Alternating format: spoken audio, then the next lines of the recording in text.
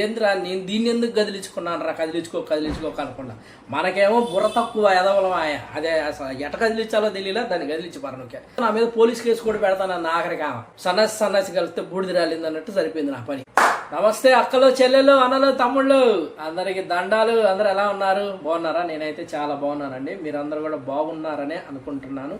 అలాగే బాగుండాలని కూడా మనస్ఫూర్తిగా కోరుకుంటున్నాను. సో ఫైనల్ గా మన ఛానల్లో చాలా రోజుల తర్వాత లాంగ్ వీడియో పెడుతున్నాను. ఈ వీడియో ఎందుకు పెడుతున్నానంటే, నేను చేసిన తప్పు కొత్తగా వస్తున్న యూట్యూబర్లు కానీ మన ఛానల్ మనల్ని చూస్తూ ఇంకొకళ్ళు ఎవరైనా వీడియోస్ చేస్తున్న వాళ్ళు ఎవరైనా కానీ ఇట్లాంటి తప్పు మాత్రం ఎవరు చేయొద్దని మాత్రమే ఈ వీడియో పెడుతున్నాను. ఆల్రెడీ మీ అందరు thumbnail చూశారు. సో దానికి సంబంధించి 2 విషయాలే మాట్లాడతాను, ఎక్కువ కూడా చెప్పను. అసలు మన జర్నీ యూట్యూబ్ లో 2022లో మనం యూట్యూబ్ ద్వారా ఏదో సాధించాలి, ఏదో విధంగా ముందుకు వెళ్ళాలి అని నేను యూట్యూబ్ అయితే స్టార్ట్ చేశాను. చాలా మందిని చూసి నేను కూడా యూట్యూబ్ స్టార్ట్ చేశాను. 1 సంవత్సరం పాటు మన యూట్యూబ్ ఛానల్ బాగానే రన్ అయింది. బాగా రన్ అయిన తర్వాత అనుకోకుండా ఒకానొక పరిస్థితిలో మన ఫోన్ కింద పడిపోయి పగలటం జరిగింది. ఆ తర్వాత నేను వీడియోస్ పెట్టడం ఆపేశాను. సో అక్కడే తెలిసింది నాకు ఏమని, యూట్యూబ్ స్టార్ట్ చేస్తే ఆపకూడదు అని. ఎందుకంటే కన్సిస్టెంట్ అనేది మాత్రం కంపల్సరీ ఉండాలని.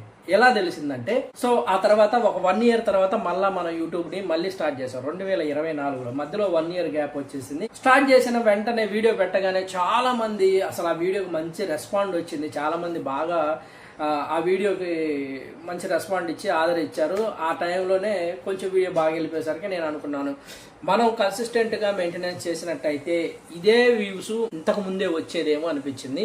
సో అక్కడ నాకు చాలా బాధ అనిపించింది. ఆ తర్వాత మనకి బిగ్ బాస్ సీజన్ 9 స్టార్ట్ అయింది. ఆ టైంలో మనకి జస్ట్ 1600 మంది ఉన్న సబ్స్క్రైబర్లు బిగ్ బాస్ స్టార్ట్ అవగానే 37,000 మందికి వెళ్ళిపోయారు. నేను అసలు ఎక్స్పెక్ట్ చేయలేదు. నేనేంటి ఇంతమంది సబ్స్క్రైబర్లు నాకు రావటం ఏందని చెప్పేసి నేను చాలా ఆశ్చర్యపోయాను. ఆ టైంలోనే మీరందరూ ఎంతో ప్రేమించి మెసేజ్లు చేస్తున్నారు, నాకు నా వీడియోస్ బాగా ఫాలో అవుతున్నారు. ఆ టైంలో అనుకున్నా, నేను వీడియోస్ కంపల్సరీ చేస్తూనే ఉండాలి. యూట్యూబ్ ఛానల్ స్టార్ట్ చేస్తే కన్సిస్టెన్సీ అని మాత్రం తప్పకూడదు అని ఆ రోజే బాధపడ్డాను. సో ఇంకా అలా ఓకే మనం చేసుకుంటూ ముందుకు వస్తుంటే బిగ్ బాస్ సీజన్ 9కి సంబంధించిన వీడియోస్ చేస్తున్న టైంలోనే మనకి స్టార్ మా వాళ్ళు ఒక చిన్న కాపీ రైట్ వేశారు. ఎందుకంటే వాళ్ళ వీడియోస్ని మనం డైరెక్ట్గా అప్లోడ్ చేస్తున్నామని చెప్పేసి కాపీ రైట్ వేశాడు. సో అది ఒక 3 నెలలు పట్టిందనమాట. సో మనం ఈ 3 నెలల్లోనే మానిటైజేషన్ చేసుకునే పరిస్థితి ఉంది. కానీ ఒక కాపీ రైట్ ఉంది, ఇప్పుడు అప్లై చేస్తే మనం చాలా ప్రాబ్లం అవుతుందని చెప్పేసి నేను అప్లై చేయలేదు. ఒక 3 నెలలు ఎదురు చూశాను. సరే ఈ 3 నెలలు ఈ కాపీ రైట్ వెళ్ళిపోతుందిలే, మనం చేసుకోవచ్చులే అని నేను అనుకున్నాను. అలా అనుకునే టైంలోనే ఒక చిన్న మళ్ళీ ఆలోచన, ఏం చేస్తాంలే మళ్ళీ కాపీరైట్ పడింది, మళ్ళీ 3 నెలలు ఎదురు చూడాలి, ఎవడు ఎదురు చూస్తాడు అని నేను అనుకునే టైంలోనే మీ అందరు మెసేజ్లు చేస్తున్నారు, వీడియోస్కి సపోర్ట్ చేస్తున్నారు. మెసేజ్లు చేస్తుంటే లేదు మీకోసమే చేయాలి ఖచ్చితంగా. ఎందుకంటే నన్ను ఇంత ప్రేమించి అభిమానించి మీరు నా వీడియోస్ సపోర్ట్ చేస్తున్న మీ అందరి కోసమైనా నేను చెయ్యాలి అని పట్టుకొని కూర్చున్నా. సరే 3 నెలలు అయిపోవచ్చింది, ఇంకా 4 రోజులు ఉందండి. ఈ 4 రోజుల్లో అనుకోని పరిస్థితుల్లో ఒక వీడియో అప్లోడ్ చేశాను. అదేంటంటే ఒక చిన్న పాపని తల్లిదండ్రులు వచ్చేసి రోడ్డు మీద వదిలేసి వెళ్ళిపోయారు. ఆ వీడియో చూడటానికి చాలా బాధ అనిపించింది. అందుకని నేను ఆ వీడియోని అప్లోడ్ చేశాను. ఆ వీడియో అప్లోడ్ చేయటం వల్ల ఏం జరిగిందంటే, యూట్యూబ్ వాళ్ళు వాళ్ళ అల్గారిథంకి నేను వ్యతిరేకంగా ఆ వీడియో ఉంది అని చెప్పేసి చిన్నపిల్లలకు సంబంధించి పెట్టకూడదని చెప్పేసి ఆ వీడియోకి యూట్యూబ్ వాళ్ళు కాపీ రైట్ వేశారండి. పడింది దెబ్బ అనుకున్నా నేను. అసలు ఇక నా మైండ్ పోయిందండి, పాడైపోయింది. అసలు ఏంది అసలు ఈ దరిద్రమేంద్రా నాయన, నాకు పట్టుకుంది ఏందా అనిపించింది నాకు నిజంగా. ఈ ఛానల్లో మనకొద్దు, వదిలించుకుందాం అనుకున్నా. కానీ అప్పటికి కూడా చాలా మంది చెల్లెలు, తల్లులు, అక్కలు, అన్నలు అందరూ మెసేజ్ చేసి, అన్నా నువ్వు తనుజ వీడియోస్ చేయట్లేదు ఏందన్నా, చెయ్యన్నా అని చెప్పి అడుగుతున్నారు. సో మీకోసమైనా మళ్ళీ నేను ఇందులోనే నిలబడాలి, ఖచ్చితంగా నిలబడాలో, ముందుకు వెళ్లాల్సిందే అని చెప్పేసి నేను మళ్ళీ కంటిన్యూ చేశాను అనమాట. సరే ఇంకొక 3 నెలలు ఎదురు చూద్దాం, ఏముంది పోయినసారి ఒక 3 నెలలు ఎదురు చూసాం, ఈసారి ఇంకొక 3 నెలలు ఎదురు చూద్దాం అనుకున్నాను. సరేనని ఇంకా అలాగే కంటిన్యూ చేసుకుంటూ ముందుకు వెళ్తా ఉన్నాను. కరెక్ట్గా ఇంకొక 6 రోజులు ఉందండి. 6 రోజుల్లో ఈ కాపీ రైట్ కూడా వెళ్ళిపోద్ది. ఇది వెళ్ళిపోతే ఇక మనం మానిటైజేషన్ చేసుకోవచ్చు, అమ్మయ్య చేసుకోవచ్చు దేవుడా అని అనుకున్నాను. కరెక్ట్గా అదే టయానికి మళ్ళీ ఒక ఒక వీడియో కనపడింది నాకు. ఆ వీడియోలో ఒక అక్క వాళ్ళ పేరెంట్స్ని కలవటానికి ఫారెన్ నుంచి వచ్చింది ఆమె. ఆ ఫారెన్ నుంచి వచ్చిన ఆమె వీడియోని నేనేం చేశానంటే నాకు బాగా ఆ వీడియో హత్తుకుపోయిందండి. ఎందుకంటే తల్లిదండ్రుల్ని చాలా మంది వదిలేసి ఎక్కడెక్కడో ఉండి వాళ్ళకేదో డబ్బులు పంపించాములే, వాళ్ళు ఏదో తిన్నారులే ఉన్నారులే అన్నట్టుకుంటారు. కానీ వీళ్ళు 2.5 సంవత్సరాల తర్వాత కూడా తల్లిదండ్రులు చూడటానికి వచ్చారు. చాలా బాగా అనిపించింది. సరే వీళ్ళని చూసన్నా 10 మంది మారతారేమో, ఆ తల్లిదండ్రులను కలవటానికి వస్తారేమో అన్న విధంగా ఉంటదని నేను ఆ వీడియో పోస్ట్ చేస్తే ఆ అక్కకి వేరే విధంగా ఆ వీడియో అర్థమయ్యి ఆమె ఏం చేసిందంటే ఆమె కాపీరైట్ వేసిందండి. ఇక చచ్చింది గొర్రె అనుకున్నా నేనైతే. నాకైతే నా తల ప్రాణం తోక్కొచ్చి నాకైతే మెంటల్ వచ్చేసింది, బీభత్సమైన కోపం. అసలు ఇక ఈ యూట్యూబ్ వద్దు ఏమొద్దురా దేవుడా అనుకున్నాను. కానీ ఆ టైంలో మళ్ళీ నా అక్కలు చెల్లెళ్ళు అందరూ మళ్ళీ మెసేజ్లు చేస్తున్నారు, అన్న వీడియోస్ చెయ్యన్నా, అన్న వీడియోస్ చెయ్యన్నా మీ అందరిని వదిలిపెట్టి నేనేం పోలేను, చేయకుండా ఉండలేను. అందుకని మళ్ళీ సరిపోతే పోయింది అమ్మ ఈ దరిద్రం మళ్ళీ ఇంకో 3 నెలలుగా ఎదురు చూద్దామని ఎదురు చూసాను. మొత్తం టోటల్గా 9 నెలలు ఎదురు చూశానండి నేను. మొత్తం ఈ నరకం 9 నెలలు, 1 కాదు 2 కాదు 3 నెలలు, 9 నెలలు మానిటైజేషన్ చేసుకోకుండా ఆగిపోయాను.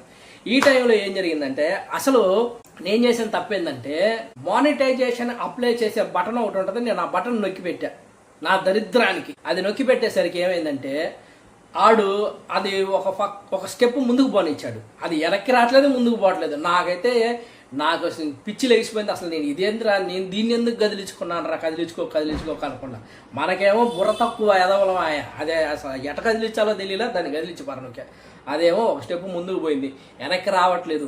వాచ్ టైం చూద్దామంటే నాకు కనపడట్లేదు, ఏం జరిగిందో తెలియదు. ఎవడు నన్ను అడుగుదామంటే వాడికి చూపించినా వాడికి అది కనపడట్లేదు, నాకు కనపట్ల వాడికి కనపడట్లేదు. సరిపోయింది, సన్నాసి కలిస్తే బూడిద రాలింది అన్నట్టు సరిపోయింది నా పని. సరేనని చెప్పేసి ఒక బటన్ నొక్కి పెట్టాం కదని ఎదురు చూసా. ఈ 3 నెలలు కూడా 2.5 నెలలు ఆ అక్క కాపీరైట్ వేస్తే ఆమెను బతిమలాడా తీయమని. అక్కడికి దండం పెడతా, తీయి అని ఎంత బతిమలాడినా కానీ ఆఖరికి విన్ని చేత కూడా అడిగిచ్చా, అంటే తీయండి మా డాడీ చాలా కష్టపడ్డాడు పాపం, ఇప్పటి నుంచి కాదు ఒక 5 సంవత్సరాల నుంచి కష్టపడుతూనే ఉన్నాడు యూట్యూబ్ కోసం, మీరు టయానికి వేశారు తీయండి అంటే అని చెప్పి విన్ని చేత చెప్పించినా కానీ ఆమె దిగిలా. సరే పోయిందిలే పో అనుకొని వదిలేసాక నేను భర్తీలు ఆడితే నా మీద పోలీస్ కేసు కూడా పెడతానన్న ఆఖరికి ఆమె. ఇక ఈమెతో మనకు వద్దులే అనుకొని వదిలేసా. చివరి ఆఖరికి అయిపోయిందండి. మొత్తానికి ఏం జరిగిందో తెలియదు కానీ కాపీరైట్ కూడా అయిపోయింది. మొత్తం 9 నెలల కాపీరైట్లు పోయిన తర్వాత ఫైనల్ గా నాకు ఆ 2వ బటన్ ఏదైతే ఇప్పుడు నేను స్క్రీన్ షాట్లు పెడతా ఉంటా చూడండి. ఇక ఫస్ట్ స్టెప్ కంప్లీట్ చేసాం కదా మనం, 2వ స్టెప్ కూడా కంప్లీట్ చేద్దామని చెప్పేసి 2వ స్టెప్ కూడా కంప్లీట్ చేశా. మనకి 2 నుంచి 3 వారాలు పట్టిద్ది అన్నారు. సరే 2 నుంచి 3 వారాలు పట్టిద్ది కదా, సరే వెయిట్ చేద్దాం అనుకునేసరికి తర్వాత రోజుకే మనకి వెంటనే ఆ సెకండ్ బటన్ కూడా ఆన్ అయిపోయింది. యూట్యూబ్ వాళ్ళకి వెళ్ళిపోతుంది మన ఛానల్. వాళ్ళేంది మన ఛానల్ని చూస్తారు, అన్ని చెక్ చేసుకొని వీడి ఛానల్లో మంచి కంటెంట్ పెడతానా లేదా, మన దానికి అల్గారిథంకు ఓకేనా కాదా, వీడికి మనం మానిటైజేషన్ ఇవ్వచ్చా ఇవ్వకూడదు అనుకున్నాడు. అట్లా వచ్చింది అది 3వ స్టెప్. సో 3వ స్టెప్ కూడా వెంటనే కంప్లీట్ అయిపోయి కంగ్రాచ్యులేషన్ యూట్యూబ్కి మీరు పార్ట్నర్లు అయ్యారని చెప్పేసి మెసేజ్ వచ్చేసింది. అమ్మయ్యా మొత్తానికైతే అయిపోయింది రా స్వామి అనుకున్నా. తీరా అది అయిపోయిన తర్వాత ఇప్పుడు వచ్చే స్క్రీన్ చూడండి. ఈడకు వచ్చేసరికి మానిటైజేషన్ అవ్వాలంటే కనీసం షార్ట్ వీడియోలు అయితే 10 మిలియన్స్ ఉండాలి, లాంగ్ వీడియో అయితే 4000 వాచ్ టైం రావాలి. నాకేమో 3932 గంటలు వచ్చింది, మిగతా 70 గంటలు ఆగిపోయింది. మరి ఇది కాకుండా మానిటైజేషన్ ఎందుకు అవుతుందిరా అని అదొక డౌట్ వచ్చింది. 2-3 యూట్యూబర్లను అడిగితే వాళ్ళకి అర్థం కాల, ఏం చేయాలో నాకు తెలియలా. ఇంతకు మించి మనం ముందుకెళ్ళాలా, దీన్ని ఏం చేయాలో తెలియలా. కాకపోతే నాకు తెలిసిందల్లా ఇంకొక 70 గంటలు తెచ్చుకోవాలి. సరే అది సంవత్సరంలోపు తెచ్చుకోవచ్చా, ఇప్పుడే తెచ్చుకోవచ్చా, ఏదో ఒకటి చేసి ఆ 70 గంటలు అయితే పూర్తి చేయాలి. దానికి నాకు కావాల్సిందల్లా ఒక 70 గంటలు వాచ్ టైము. నేను మిమ్మల్ని నమ్ముకొనే ఇప్పుడు దాకా ముందుకు తీసుకొచ్చా ఈ ఛానల్ని.